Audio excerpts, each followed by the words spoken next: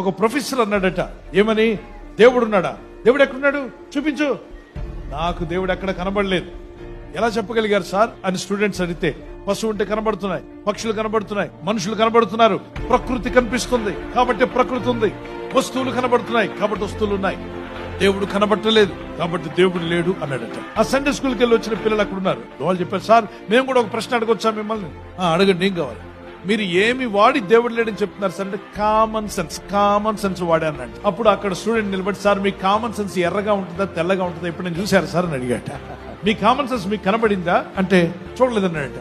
అంటే మీకేం లేదు, మీకు కామన్ సెన్స్ లేదు సార్. నువ్వు గాలిని చూడకపోయినా గాలి ఉందండి అని నమ్ముతున్నావు కదా, ఆ గాలిని చేసిన దేవుడిని కనబడకపోయినా ఆయన ఉన్నాడు అని నీవు నమ్మాలి. దేవుని ఎందుకు నువ్వు రావాలి? ఆ దేవునితో నీకు సంబంధం కావాలి, ఆ దేవునితో నువ్వు నడవాలి.